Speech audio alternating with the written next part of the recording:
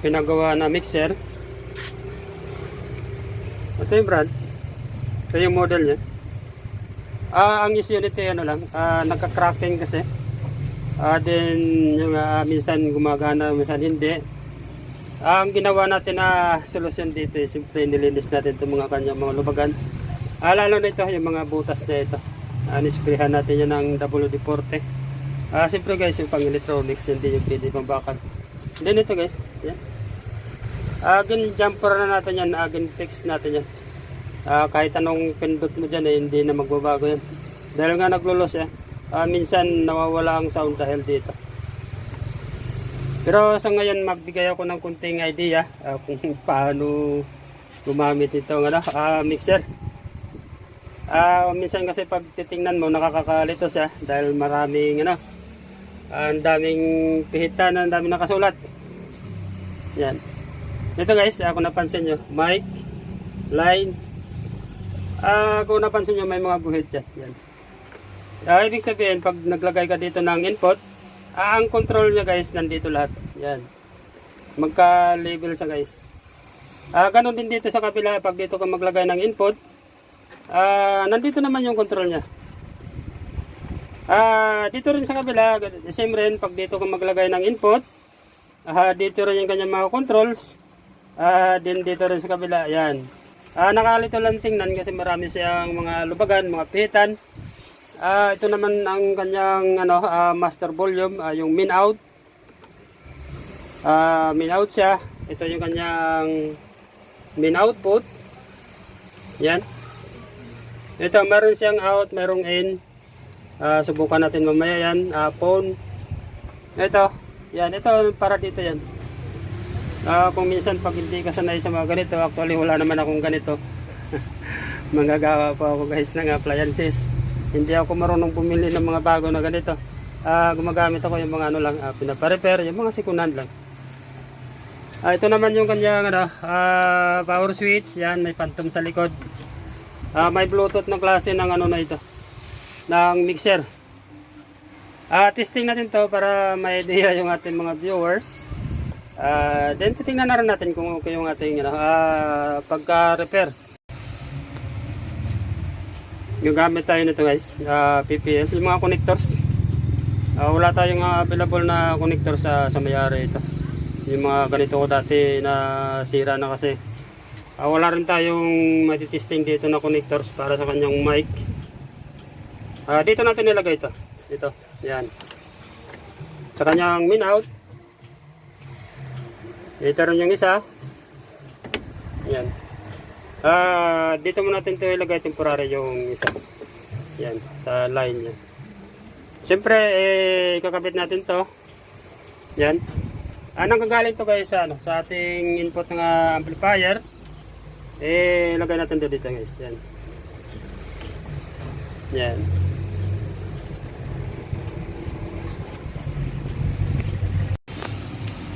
Pahabol ko pala bago natin i-testing to. Meron palang nabibili ng nito, PPL na connectors. Meron tong stereo.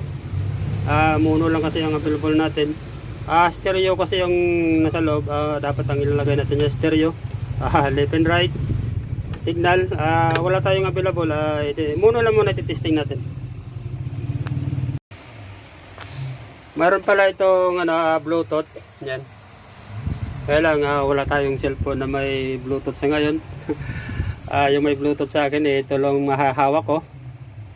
Gagamit na lang tayo ng yung auxiliary na input. Dito tayo guys maglalagay ng sa in. Yan. Dito muna natin nilagay. Mamaya na yun nandito.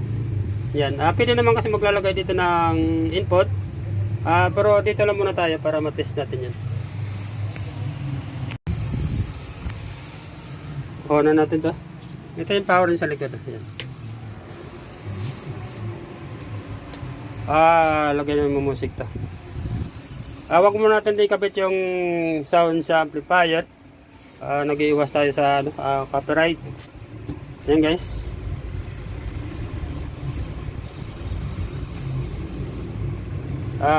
Nagsisignal na siya. Dito tayo naglagay ng input muna. Ulitin ko ulit. Wala kasi tayong cellphone na may Bluetooth. Lagyan natin ng music to, saglit lang. Yan.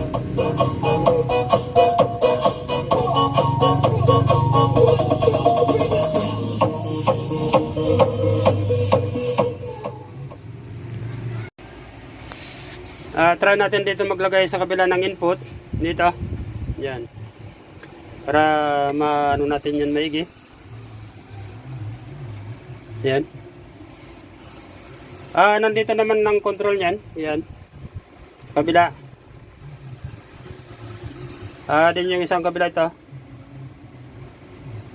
Same rin dito sa kabila, guys. Dito. Same din yan. Nandito naman yung controls niya. Yan. Kasama to. Lagyan natin ng konting music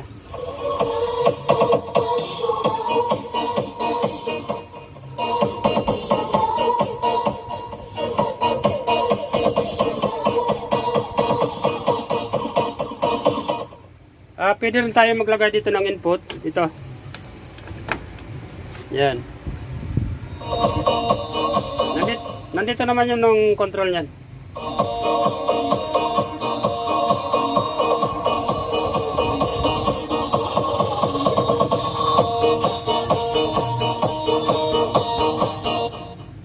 Yan. Off muna natin.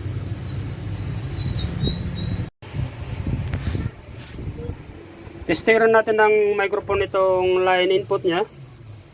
Wala tayong panggamit ito, guys, sa kanyang connectors dito para sa kanyang mic 1 and mic 2.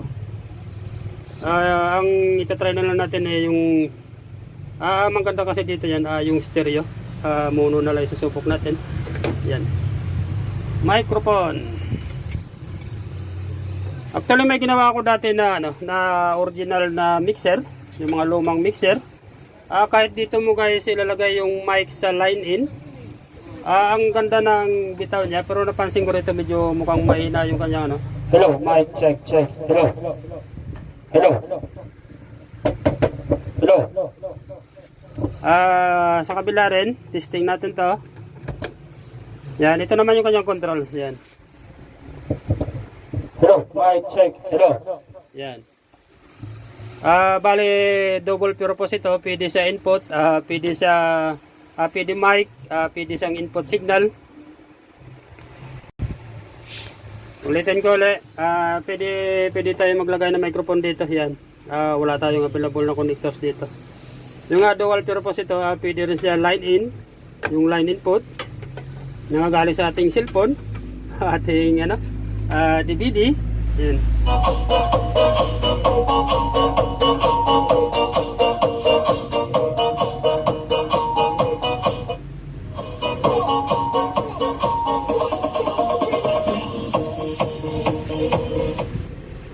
Hanggang dito lang muna siguro, guys. Sana may nakuha kayo ng kunting idea dito tungkol sa paggamit ng mixer. Pero actually wala ako sariling mixer. Hindi ako marunong bumili ng bago. Karamihan ng mga gamit ko ay mga luma, yung mga second hand. Lalo na yung mga vintage na amplifier, marami pa ako nun. Yun lang, puro second hand yan, mga bigay-bigay, yung mga iniiwan ng customer. Hanggang dito na lang muna siguro, guys.